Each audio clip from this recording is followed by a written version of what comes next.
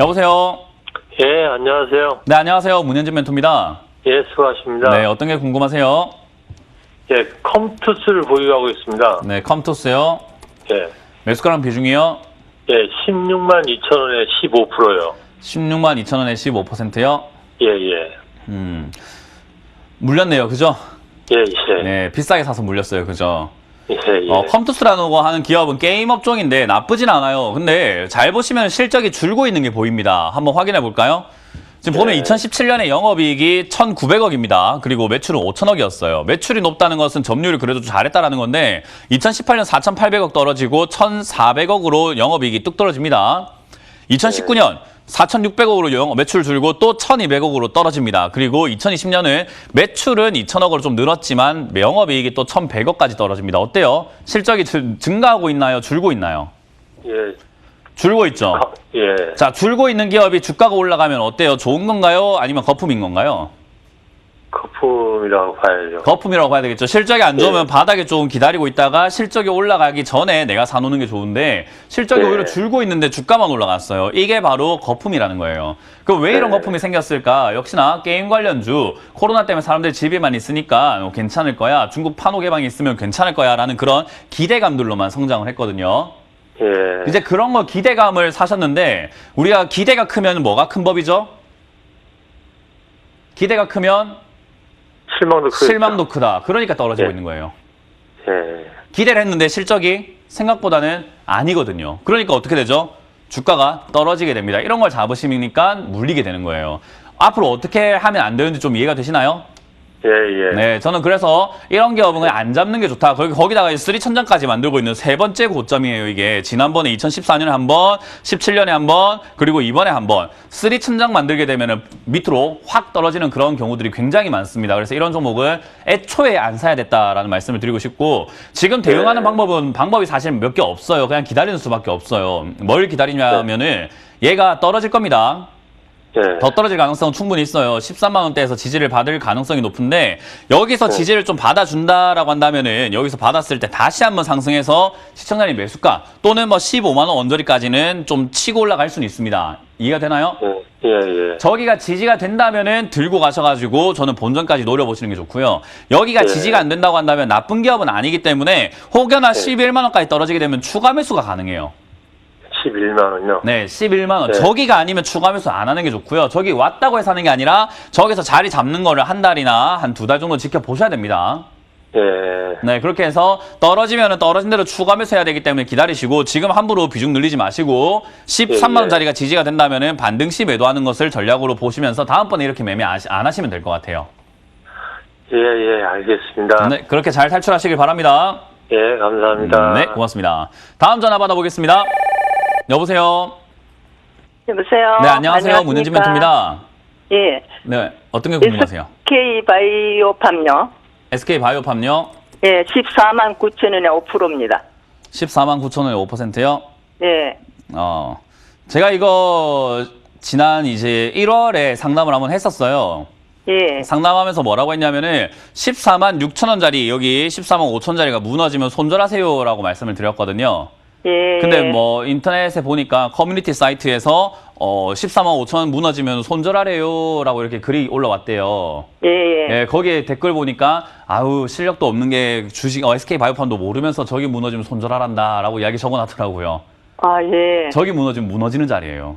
예. 이렇게 우당탕탕 무너질 수 있는 자리에 매수하면은 당연히 무너진다라는 조짐이 보일 때 손절하고 나가는 게 맞는 거예요. 그런 기술적인 분석인 건데 이제 그렇게 이거는 SK바이오팜도 잘 모르면서 그런다라고 하는 건요. 아무래도 종목의 사랑에 빠져서 그래요. 예. 그게 왜 그러냐면 우리 시청자님도 SK바이오팜 왜 사셨어요? 올라갈 거라고 올라갈 거라고 보고 또 좋다고 하니까 그죠? 예. 좋다니까 좋아 보이는 거예요. 사실은 SK바이오팜 저는 상장될 때부터 지금까지 전부 다 거품이다. 아직까지도 비싸다고 생각을 하는 사람이거든요. 예. 왜냐하면 SK바이오팜 자체가 돈을 잘 버는 기업은 아니에요. 돈을 굉장히 못 벌고 있는 기업인데 얘가 앞으로 영업이익을 몇십 조를 가겠다, 10조 달성하겠다, 언제? 2030년 이런 식으로 상장을 시킨 거거든요. 네. 10년 뒤에 매출을 몇 조 달성하겠다, 몇 천억 벌겠다라고 그런 이야기를 호언장담하면서 상장시킬 때 굉장히 비싸진 건데 사실 그렇게 갈지 안 갈지는 너무 먼 미래 아닙니까? 그죠? 네. 10년이면 강산도 바뀌는데요.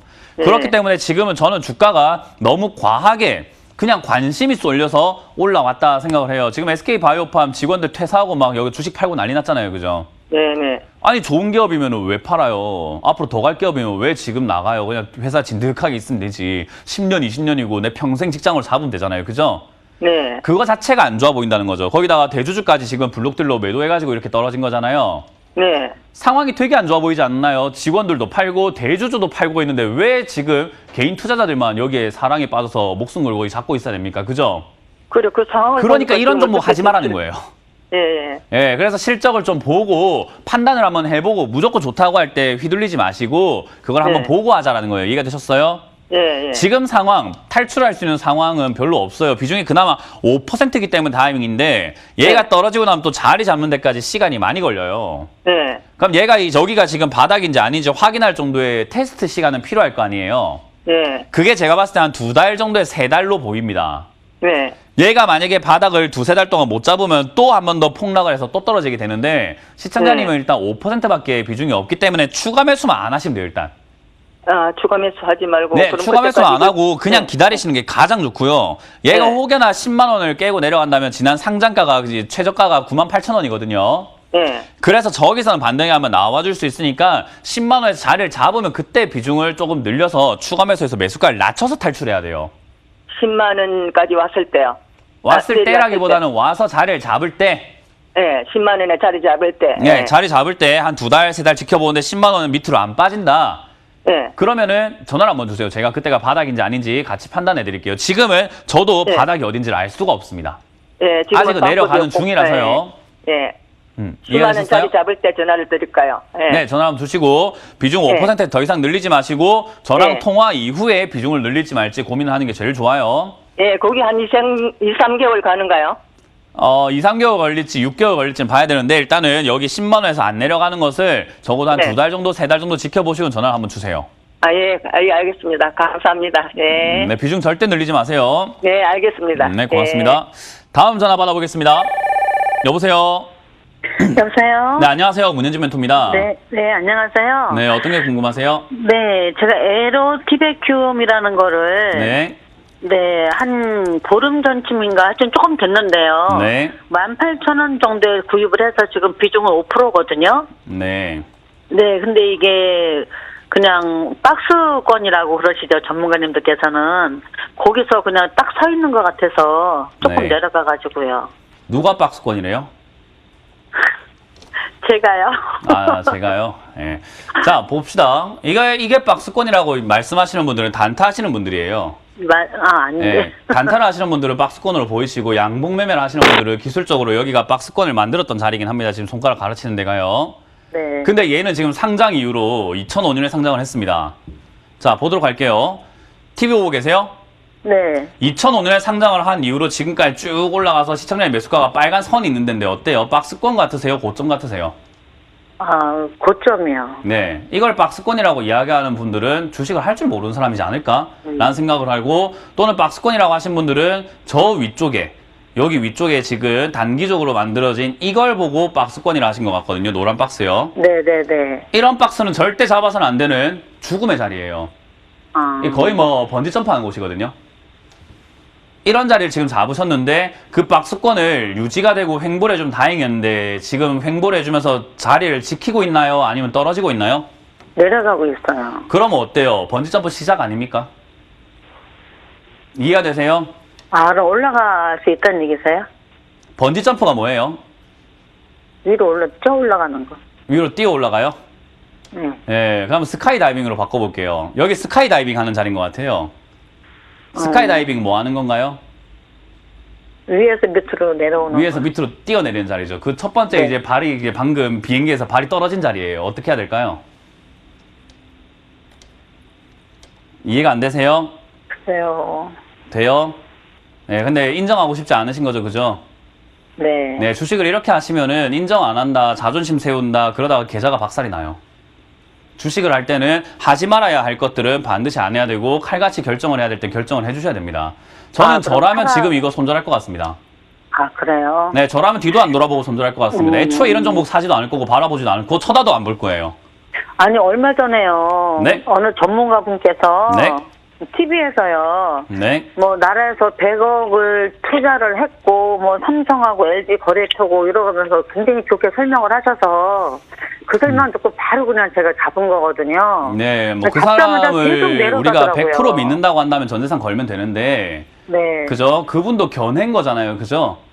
그렇죠. 분석이고 겨낸 거예요. 그걸 믿고 판단하고 사신 건 누굽니까? 저죠. 저 같은 사람도 있는데 그런 분의 이야기를 들으신 거잖아요, 그죠? 저라면 안 살 거라는 거예요. 그런 이야기 나왔다 하더라도 100억을 투자하든 뭐든 간에 저는 적자가 나고 있는 기업 안 투자 안 한다. 270억 벌다가 190억 벌고 적자가 나고 올해도 적자가 이렇게 나고 있는 기업. 별로 돈 못 벌고 있는데 주가만 올라갔으니 살 이유가 뭐가 있습니까? 저는 안 삽니다. 네. 어떤 견해가 맞는지 판단하는 건 해야 되는 건 누구 몫이에요? 그러면 손절하고 빠져나와야 되는 거라는 저는 그렇게 얘기시죠? 생각을 합니다. 그러나 그분은 다른 생각을 가지고 있을 수도 있겠죠. 그죠? 주식은 생각이 다 다른 거예요. 저는 이런 자리에 안 살 거기 때문에 어떻게 대응해야 되냐면 손절이 맞다라고 하지만 어떤 누군가는 아니 이런 걸 왜 안 사? 사야지라고 한다면 추가 매수가 맞다라고 하시는 분도 있겠죠. 그죠? 그러면 이게 이해가 안 되시나요 혹시? 아니요, 이해는 되는데요. 네. 앞으로 그럼 이 회사가 안 좋을 거라고 말씀드리는 겁니다. 어, 저는 개인적으로 안 좋을 거라고 알겠습니다. 말씀드리고 계속 떨어질 것 같다고 말씀드리고 있기 때문에 원하시는 대답이 아니라고 한다면은 이걸 좋다고 말씀하셨던 분하고 다시 한번 연결해가지고 전화를 해보시고 그분께 자문을 구해보시는 게 어떨까요? 저는 이런 종목 안 할 겁니다. 알겠습니다. 네, 저는 그래서 손절 의견 드리도록 하겠습니다. 네네네, 감사합니다. 네, 고맙습니다.